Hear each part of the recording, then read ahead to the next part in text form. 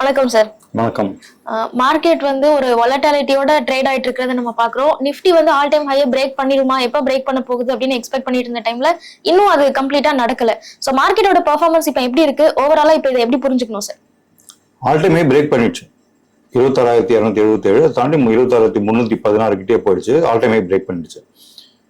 நான் சொன்ன மாதிரி 26,429 இந்த நம்பருக்கு மேல க்ளோஸ் பண்ணாதான் ஃபர்தர் புல்லிஷ். ஹையர் ஹைன்றது முன்னாடி ஆல் டைம் ஹையோட ஒரு 150 பாயிண்ட் மேல போய் அதுக்கு மேல க்ளோஸ் பண்ணாதான் ஃபர்தர் புல்லிஷ்னஸ். அதுக்கு மேல க்ளோஸ் ஆகல. வாலட்டிலிட்டி ஆக்சுவலி கம்மியாயிருக்கு, ரிலேட்டிவ் வாலட்டிலிட்டி ஜாஸ்தியா இருக்கு. Okay, relative volatility is more dangerous than real volatility, especially for traders. So அதனால வந்து அதை கொஞ்சம் ட்ராக் பண்ணாக்கா போதும். அண்டர்லைங் டோன் புல்லிஷாக தான் இருக்கு. 25,718 இந்த நம்பருக்கு கீழே க்ளோஸ் பண்ணது வரைக்கும் நிஃப்டி வந்து புல்லிஷா தான் இருக்கு. நேத்து ரெண்டு முக்கியமான விஷயங்கள் நடந்திருந்தது. ஒன்னு ஆர்பிஐ ரெப்போ ரேட் கட்டுன்னு அனௌன்ஸ் பண்ணியிருந்தாங்க. இன்னொரு முக்கியமான விஷயம் என்ன அப்படின்னா, இந்திய பிரதமரும் ரஷ்ய அதிபரும் நேத்து சந்திச்சிருக்காங்க. சோ இதோட ரெண்டுத்தோட இம்பாக்ட் இந்தியன் மார்க்கெட்ல இருக்குமா, அது எவ்வளவு இன்டென்ஸா இருக்கும் சார்? டெஃபினட்டா இருக்கும். ஆர்பிஐ வந்து நம்மளோட இதை கம்மி பண்ணியிருக்கு, இன்ட்ரெஸ்ட் ரேட்டை கம்மி பண்ணியிருக்கு. இது வந்து கேபிட்டல் ஃபிளைட்டை இன்டியூஸ் பண்ணுமா, டாலர் இந்தியா விட்டு வெளில போறதுக்கு ஒரு காரணியா இருக்குமா, இல்லாட்டி டாலர் வெளில போகாம இருக்குமா, இதுதான் முக்கியமான கீ. ஸோ இப்போ இந்தியாவில் வட்டி கம்மியாக கிடைக்குது அப்படின்னா வெளிநாட்டு மக்கள் டாலர் எக்ஸ்ட்ரா விட்ரா பண்றதுக்கு சான்ஸ் இருக்கு இல்லையா? ஸோ அது மாதிரி நடக்குமா, இதை மட்டும் நம்ம பார்த்துட்டோம் அப்படின்னாக்கா இட் இஸ் குட். இந்த ரஷ்ய பிரசிடென்ட்டும் இந்தியன் பிரைம் மினிஸ்டரும் பார்த்து கேட்டீங்க. அந்த மைக்கேல் மாநில ஒரு காமெடி ஒன்று வரும். கமல்ஹாசன் சொல்லுவாரு, எனக்கு தெரிஞ்சதெல்லாம் தோப்பனார், வரதுக்குட்டி, அடுப்படி, இந்த மூணு தான் தெரியும் அப்படின்னு சொல்லுவான். நமக்கு தெரிஞ்சதான் நிஃப்டி, ட்ரேடிங்கு, நம்பர்ஸ், லெவல்ஸ் தான். இந்த எக்ஸலன்ட் அவார்ட்ஸ் மினிஸ்டர் ஜெயக்குமார்கிட்ட கேட்க வேண்டிய கேள்வி, சசி சதுர்கிட்ட கேட்க வேண்டிய கேள்வி என்கிட்ட கேட்டீங்க. எனக்கு புரிஞ்ச அளவுக்கு சொல்றேன். இது என்னன்னாக்கா, அமெரிக்கா வந்து வேர்ல்டு யூனிபோலார் வேர்ல்டா இருக்கணும், அமெரிக்காவை சுத்தி தான் எல்லாம் நடக்கணும். ஓகே, கல்யாணமோ கருமாதியோ மாலை எனக்கு தான் வரணும் அப்படின்னு ஒரு படத்தை சொல்லுவான். அது மாதிரி every thing should happen around me அப்படின்னு சொல்லிட்டு அவன் நினைக்கிறான். சைனா என்ன நினைக்கிறான்னாக்கா, அமெரிக்காவே யூனிபோலார் வேர்ல்டா இருக்கட்டும், பட் அமெரிக்கா என் கண்ட்ரோல்ல இருக்கணும், I will be super power to the super power அப்படின்னு சொல்லிட்டு சைனாக்காரன் ஹீஸ் மூவிங் தி காயின்ஸ். ரஷ்யா வந்து ஒரு காலி பெருங்காய டப்பா மாதிரி இருந்தது. இந்த யுஎஸ்எஸ்ஆர், இந்த மைக்கேல் கோர்பச்சேவ்னு ஒருத்தர் இருந்தார், அவர் பெரஸ்ட்ராய்க்கா, கிளாஸ் நோஸ்ட் அப்படின்னு 2 தியரி கொண்டு வந்துட்டு ரஷ்யா ஒரு 20 உடச்சு விட்டார் 1991. அவர் சிஏ ஏஜென்ட்னு கூட ஒரு பொருள் இருந்தது. ஓகே, ஸோ அதுக்கப்புறம் காலி பெருங்காய டப்பாவை வந்து இப்போ புட்டின் வந்து நிறைய எஃபர்ட் போட்டு அதை கொஞ்சம் ஸ்ட்ராங் ஆக்கி வச்சிருக்காரு. ஸோ யூனிபோலார் வேர்ல்ட்லேருந்து dual polar world, for America, for Russia அப்படின்னு பிரிக்கணும் அப்படின்னு அவர் நினைச்சிட்டு இருக்காரு. இந்தியாவோட தியரினாக்கா, யூனிபோலார் வேணாம், டூவல் போலாரும் வேணாம், எனக்கு மல்டி போலார் வேர்ல்டு வேணும். நான் வந்து யூரோப் கூட இருக்கிற ரிலேஷன்ஷிப் பத்தி அமெரிக்கா டிசைட் பண்ணக்கூடாது. நான் ரஷ்யா கிட்ட என்ன வாங்குறத பத்தி ட்ரம்ப், அதை பத்தி அவருக்கு என்ன கவலை? நேற்று புட்டின் ரொம்ப நாளா சொல்லியிருக்காரு, America is buying lot of uranium from us, அவங்க ரியாக்டர்ஸ்க்கு அப்படின்ட்டு. அவங்க மட்டும் வாங்கிக்கலாம், பட் இந்தியா வாங்கக்கூடாது அப்படின்னு சொல்லிட்டு ஒரு டிஃப்ரெண்டான ஸ்டாண்ட் எடுத்திருக்காரு இல்லை அப்படின்னு சொல்லிட்டு Putin has told. So India think of multipolar world. I am not bother about my US relationship with Russia, I am bother about my people. எனக்கு வந்து எனர்ஜி செக்யூரிட்டி இருக்கா, என் மக்களுக்கு வந்து இன்ஃபிளேஷன் ஷூட் அப் ஆகாம இருக்கா, இதை பத்தி தான் நான் பார்ப்பேன் அப்படின்னு ரொம்ப தெளிவா இருக்கும். ஓகே, ஸோ இந்த விதத்துல இந்த மீட்டிங் ரொம்ப நல்ல விஷயம் for both India as well as Russia. ரொம்ப ஸ்பெசிபிக்கா சொல்லணும் அப்படின்னா, டிஃபென்ஸ், ஆயில், கேஸ், இந்த மாதிரியான விஷயங்கள் எல்லாம் இந்தியாவுக்கும் ரஷ்யாவுக்கும் நடுவுல ஒரு ட்ரேட் இருந்துட்டு இருக்கு. சோ இந்த மீட்ல இந்த மாதிரியான விஷயங்களை பத்தி முக்கியமா ஏதாவது பேசியிருக்காங்களா? இதோட இம்பாக்ட் இன்னும் வரும்போது இந்தியன் எக்கானமிலயோ இல்ல இந்த ட்ரேட்லயோ இம்பாக்ட் ஆகுமா? என்ன பேசினாலும் பெருசா வெளியில தெரியல. they don't want to antagonize America. ஏன் ஆன்டகனைஸ் பண்ண வேணாம் அப்படின்னு நினைக்கிறாங்கனாக்கா, என்ன இருந்தாலும் நம்ம மக்கள் ஒரு 1 கோடி பேருக்கு சாப்பாடு போட்டுருக்காங்க. we are working, they are giving good salaries, ரொம்ப நல்ல ஒரு கண்டிஷன்ல வச்சுட்டு இருக்காங்க. நம்ம மக்கள் நிறைய பேர் வைஸ் பிரசிடென்ட் ஒய்ஃபு, இதுக்கு முன்னாடி இந்த வைஸ் பிரசிடென்ட் பெரிய பெரிய போஸ்ட்ல இருக்காங்க. அமெரிக்கால வேர் ஹூஸ் ஹூ சிலிகான் வேலையே நம்ம கண்ட்ரோல்ல தான் இருக்கு. நாம ஏதாவது ஒரு தப்பா பேசிட்டு இப்போ வந்து ட்ரம்ப் ஏதோ உளறிட்டு இருக்காரு, நான் தான் வந்து வார நிறுத்தினேன், நான் தான் சித்தராமையாவுக்கும் DK சிவகுமாருக்கும் நான் தான் வந்து பீஸ் கொண்டு வந்தெல்லாம் பேசிட்டு இருக்காரு இல்லையா.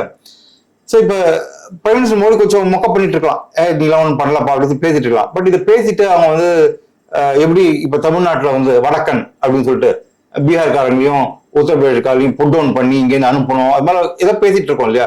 இப்போ நாளைக்கு அது மாதிரி அமெரிக்காவில் ட்ரம்ப் வந்து இவங்க நம்ம வேலையை எடுத்துக்கிறாங்க, இந்தியன்ஸ் துரத்தி ஒன்றுன்ற அளவுக்கு போயிட்டு இருந்துச்சிங்க, which may not happen, but people can do anything. Okay, அது மாதிரி போயிட்டாங்க அப்படின்னாக்கா it will have a larger impact. Keeping in mind the Indian diaspora in USA, நம்ம கவர்மெண்ட் பல விஷயத்தை வெளில சொல்லாம சைலண்டா பேக் ஸ்டேஜ்ல பண்ணிட்டு இருக்காங்க, which is good. Okay, ego பார்த்து நீ பேசினா நான் திருப்பி பேசுறேன், நான் எஸ்கலேட் பண்றேன் அப்படின்னு பேசாம காரியத்துல கருவமே கண்ணாயினரா இருந்து they are putting a lot of efforts. டெஃபினட்டா இது வந்து ஆயில் அண்ட் கேஸுக்கு நமக்கு பெரிய சப்போர்ட். ஓகே, CJECன்னு நினைக்கிறேன் ஒரு சென்ட்ரல் காரிடார் ஒன்று வருது. இப்போ இந்த யுக்ரைன் கூட நடக்கிற சண்டையே அந்த பிளாக் சீன்னு ஒரு சீ இருக்கு, அது வழியா ஒரு காரிடார் ஒன்று கிரியேட் பண்ணி இந்தியாவுக்கு பொருள் எட்டுன்னு வந்துட்டு யூரோப்பு அமெரிக்கா அது வழியா போற கப்பலை பைபாஸ் பண்ணி இந்தியன் ஓஷன் வழியா சவுத் ஈஸ்ட் ஏஷியா ஆஸ்திரேலியா இதை கனெக்ட் பண்றதுக்கு Russia is taking lot of steps. இது பண்ணிடுச்சு அப்படின்னாக்கா ஒரு maritime traffic through Indian Ocean இது வந்து ரொம்ப நல்லா டெவலப் ஆயிடும். நம்மளோட இந்த கொச்சின் போர்ட்டு, விசாகப்பட்டினம் போர்ட்டு, இதுக்கெல்லாம் நிறைய டிமாண்ட் வரும், which will be very good for our economy as we'll become a transit hub, more than defense, more than oil and gas. இந்த டிரான்சிட் ஹப்பா இந்தியா மாறுறதுக்கு ஓகே, சிங்கப்பூர் மெட்ராஸோட சின்ன இடம், அது எவ்வளவு பெரிய எக்கானமி ஆயிடுச்சு இல்லையா. ஸோ இப்போ இந்தியாவில் பாம்பே அதானி போர்ட்டு அங்க இருக்கு, அப்புறம் வந்து கொச்சின் இருக்கு, Chennai port, Tuticorin port, Kerala port ஆரம்பிச்சிருக்காங்க. இந்த போர்ட்லாம் இன்னும் கொஞ்சம் சிங்கப்பூர் அளவுக்கு டிராபிக் ஜாஸ்தி ஆயிடுச்சு அப்படின்னாக்கா which will increase our GDP at least by 2 to 3 points அப்படின்னு சொல்லிட்டு எக்கனாமிஸ்ட் சொல்றாங்க. More than the oil and gas, I think this maritime traffic through Indian Ocean will be the big game changer. So ஒரு இந்த transit ஹப்பா India மாறதுக்கு ஒரு possibilities இருக்கு அப்படின்னு சொல்லியிருக்கீங்க. FIIs இந்த மீட்டை எப்படி பார்ப்பாங்க, இதன் மூலமா அவங்களோட இன்வெஸ்ட்மெண்ட் டெசிஷன்ஸ் எடுக்கிறதுக்கு வாய்ப்பு இருக்கா? FIIs இன்னி வரைக்கும் predominantly they are from USA. Okay, Norway is one of the big investors. Europe is actually siding with India without antagonizing USA. USA ஒரு இந்த வடிவேல் காமெடியில வந்து லாலே லாலா லாலா அப்படின்னு பாட்டு பண்ணு இவர் முன்னாடி போகிற பாட்டு பண்றாங்க, ஒரு 4-5 பேர் சப்போர்ட் பண்ணிட்டு ஏதோ ட்ரம்ப்பை ஏற்றி விட்டுருக்காங்க. அந்த இதுல இருந்து ஒரு யூரோப்பியன் யூனியன்ல இருந்து ஒரு 10-15 countries they are siding with India. Free trade agreement நிறைய இந்தியா கூட போட்டிருக்காங்க. இன்னைக்கு இப்ப நம்ம FIIs இன்வெஸ்ட்மெண்ட் 19.5% இருந்து 15% ஆயிடுச்சு. இன்னி வரைக்கும் அவங்க பெருசா வாங்க ஆரம்பிக்கல. அவங்க investment coming down dramatically. Government USA government decision எடுத்துச்சுனாக்கா எப்படி இந்தியாவில் வந்து LIC வந்து கவர்மெண்டோட இது இல்லாம they can't invest, LIC cannot invest in பாகிஸ்தான்ல. அது மாதிரி அமெரிக்கன் கவர்மெண்ட் இந்தியாவுக்கு எகெயின்ஸ்டா ஸ்டாண்ட் எடுக்கிறதால அந்த ஊர்ல இருக்க FIIs எல்லாம் கொஞ்சம் they are thinking twice before investing big time in India. But இது இப்படியே இருக்காது. அமெரிக்காலையும் பராக் ஒபாமா இஸ் டாக்கிங் இந்தியாவுக்கு இது மாதிரி பண்ணக்கூடாதுன்னு பேசிட்டு இருக்காங்க. 40 வருஷமா 50 வருஷமா வளர்த்து வந்த ஒரு ரிலேஷன்ஷிப்பை ஒரு நாள்ல ஸ்பாயில் பண்ணக்கூடாதுன்னு சொல்லி பேசிட்டு இருக்காங்க. இப்ப ட்ரம்ப்பே ஒரு 2 மாசத்துக்கு முன்னாடி 1 மாசத்துக்கு முன்னாடி பேசின மாதிரி ரொம்ப எகெயின்ஸ்ட் எல்லாம் பேசுறதுல நம்ம டேரிஃபை மட்டும் இன்னும் சைனாவோட ஜாஸ்தி நமக்கு டேரிஃப் போட்டிருக்காங்க. அதை மட்டும் கொஞ்சம் ரிமூவ் பண்ணிட்டாங்க. இன்னைக்கு நாளைக்கு எடுத்துட்டு இருக்காங்க. அதை ரிமூவ் பண்ணிட்டாங்க அப்படின்னாக்கா ஐ திங்க் கரெக்டான ரீசெட் வந்துடும் அப்படின்னு நினைக்கிறேன். இந்த FIIs we should look for Qatar, Saudi Arabia, Norway, Europe, இது மாதிரி டிஃப்ரெண்ட் பிளேசஸ்ல இருந்து நமக்கு FII இன்வெஸ்ட்மெண்ட் வந்தது அப்படின்னாக்கா நம்மளோட dependency on US unipolar world will come down dramatically. Government is working towards that. Canada pension fund, Qatar sovereign fund, இவங்க எல்லாம் பேசிட்டு இருக்காங்க. இவங்க இன்வெஸ்ட்மெண்ட் வந்துருச்சு அப்படின்னாக்கா நம்மளுக்கு ஸ்டெபிலைஸ் ஆயிடும். யூ ஷுட் அண்டர்ஸ்டாண்ட் 19% 15% ஆல்மோஸ்ட் ஒரு 25% கம்மியாயும் இந்தியன் மார்க்கெட் விழல பெருசா. You record very fast. Okay, so they are missing the bus. The FIIs are missing bus from India growth story. இந்த இடத்த தட்ஸ் அ சேயிங், ஒரு comedy கூட ma'am பார்த்தா தெரியும். Vacuum is field even as it is created அப்படின்னு சொல்லிட்டு ஒரு physics ஒரு தியரி. ஒரு டம்ளர்ல தண்ணி நீங்க குடிச்சிட்டீங்க அப்படின்னா காலியா இருக்கும் இல்லையா, அந்த காலியான ஸ்பேஸை காசு போய் ஃபில் ஆயிடும். Vacuum is field even it is as it is created இல்லையா.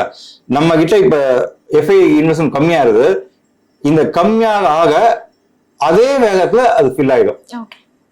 ஒன்லி திங், இந்த விசிட்டை கரெக்டான நோக்கத்துல European Union, Saudi Arabia, Middle East எடுத்துட்டாங்க அப்படின்னாக்கா மேபி நெக்ஸ்ட் 1 வீக்ல நமக்கு தெரிஞ்சு போயிடும். இது எப்ப தெரியும்னாக்கா நிஃப்டி 26,429 அப்படின்னு நம்பருக்கு மேல வீக்லி க்ளோஸ் கொடுத்தோம் அப்படின்னாக்கா we will get FII investment if not from USA, from other countries. Okay, FIIs பொறுத்த வரைக்கும் நம்ம இந்த வெஸ்டர்ன் டிபெண்டன்சியை கம்மி பண்ணிட்டு ஆல்டர்னேட்டிவ் ஆப்ஷன்ஸ் எல்லாம் நம்ம எக்ஸ்பெக்ட் பண்றோம் அப்படின்னு சொல்றீங்க. ஆனா எக்ஸ்போர்ட்டும் நம்ம வெஸ்டர்னை டிபெண்ட் பண்ணி இருக்கோம். ஸோ FIIs தாண்டி இந்த இம்போர்ட்லயோ இல்ல எக்ஸ்போர்ட்லயோ மற்ற விஷயங்கள்லயோ வெஸ்டர்ன் டிபெண்டன்சியை இந்தியா குறைக்கிறதுக்கு வாய்ப்பு இருக்கா?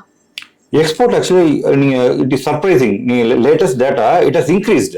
ஓகே, நமக்கு USA டாரிஃப் வந்த பிறகு our exports has actually increased by 15%. இது வந்து யாருக்குமே புரியல, இது எப்படி நடந்ததுன்னே தெரியல. Okay, so we have found a way out. Okay, necessity is need for invention அப்படின்னுவாங்க இல்லையா. so there is a necessity, we need to find alternative source. இது வரைக்கும் அந்த ஒரு தேவை இல்லாம இருந்தது. we have been pushed to a corner. ingenuity use பண்ணி we have increased our exports in last quarter. So இதை வந்து இப்போ அமெரிக்காவில் இந்த பிரச்சனை சால்வ் ஆயிடுச்சுனாக்கா we are going to have more business. Okay, so export actually has gone up. another thing, இப்போ Russian oil இருக்கு இல்லையா, ரஷ்யன் ஆயில ரிஃபைன் பண்றது அவங்ககிட்ட பெரிய ரிஃபைனரிஸ் இல்லை. Okay, they can use our Indian refining capacity to supply to the entire Southeast Asia. இல்லையா. So நமக்கு எப்படின்னா ஒரு $10 $20 கம்மியா தராங்க. மார்க்கெட் விலை $58 per barrel அப்படின்னாக்கா நமக்கு $45 $40 கிடைக்குது. அங்கேயே நமக்கு 30% லாபம். ஓகே, அந்த 30% லாபத்துக்கு மேல ஒரு பேரலுக்கு $8 ரிஃபைனிங் மார்ஜின் கிடைக்குது. ஓகே, ஸோ நம்ம we can become one of the biggest refiners for Russian oil to supply to Southeast Asia and other places. So that is going to be one of the next biggest game changer. Okay, so இந்த refinery address பண்ணிருக்கீங்க, அதே மாதிரி transit ஹப்பா கூட மாறதுக்கு வாய்ப்பு இருக்கு அப்படின்னு சொல்லிருக்கீங்க. So இது எல்லாமே மார்க்கெட்ல இம்பாக்ட் கொடுக்குமா சார்? இது சார்ந்த கம்பெனிஸையோ இல்ல மற்ற விஷயங்களையோ மார்க்கெட்ல இதோட இம்பாக்ட் எப்படி இருக்கு? நிச்சயமா Cochin shipyard is going to to well. Okay, MRPL ஏற்கனவே சொல்றேன், மேங்களூர் ரிஃபைனரிஸ் அண்ட் பெட்ரோகெமிக்கல்ஸ் அது நல்லா பண்றதுக்கு வாய்ப்பு இருக்கு. ரிலையன்ஸ் நல்லா பண்றதுக்கு வாய்ப்பு இருக்கு. அதானி குரூப் என்டையர் பேக்கே இங்க இருந்து நல்லா மேல போறதுக்கு வாய்ப்பு இருக்கு. செக்டர் ஸ்பெசிபிக்கா இது மாதிரி எடுத்தீங்க அப்படின்னாக்கா it should to well. India ரஷ்யாவோட பிரதமர்கள் இல்ல பிரைம் மினிஸ்டர் மீட் பண்ணிருக்காங்க. யூரோப்பியன் யூனியனும் இதை வாட்ச் பண்ணிட்டே இருப்பாங்க. சோ அவங்க மூலமா இந்தியன் மார்க்கெட்ல ஒரு இன்ஃப்ளூயன்ஸ் பண்ண முடியுமா? இந்தியன் மார்க்கெட்ல ஒரு ஜியோ பொலிட்டிக்கல் பிரஷர் அவங்களால கிரியேட் பண்ண முடியுமா? நம்ம இன்னைக்கு வந்து Indian population is the biggest. Chinese population 140 கோடி, நம்ம 150 கோடி. சென்சஸே எடுக்கல. ஓகே, சென்சஸ் 160 கோடி கூட காமிக்கலாம் இல்லையா. 150 கோடிக்கு மேல இருக்கு. ஸோ இவங்க தயாரிச்சு என்ன வேணும் பண்ணுவாங்க? நீங்க வந்து சமோசா தயாரிக்கிறீங்கன்னு வச்சுங்க வீட்டுல. ஓகே, சமோசா சாப்பிட்றதுக்கு ஒரு கூட்டம் இருக்கு. நீங்க வந்து 1000 சமோசா தயாரிச்சுட்டு வீட்டை வச்சுவீங்களா? 150 கோடி பேர் இருக்கும் சமோசா சாப்பிட்றதுக்கு. நம்ம கிட்ட கொடுக்காம எங்க போய் விற்க போறாங்க? சைனாவை திட்டிட்டு இருக்காங்க, இந்தியாவை திட்டிட்டு இருக்காங்க, ரஷ்யாவை திட்டிட்டு இருக்காங்க, ஈரானை திட்டுறானுங்க, வெனிசுலா திட்டுறானுங்க, சவுதி அரேபியா திட்டுறானுங்க, ஈராக்கை திட்டுறானுங்க, என்ன ஆப்பிரிக்கா மதிக்கவே மாட்டேன்றானுங்க, இந்த பக்கம் மெக்சிகோ திட்டுறான். எல்லாரும் திட்டிட்டு இவங்க 10,000 சமோசா தயாரிச்சு யார் சாப்பிடுறது? ஓகே, மோர் தேன் அஸ் இந்த யூரோசோன் அமெரிக்காஸ் தே நீட் இந்தியா. அவங்க கிட்ட சமோசா 1000 சமோசா இருக்கு, 1000 சமோசா கன்சூம் பண்றது நம்ம இருக்கோம். நம்ம கிட்ட கொடுக்காம வச்சுட்டோம்னா வேஸ்ட் தான்.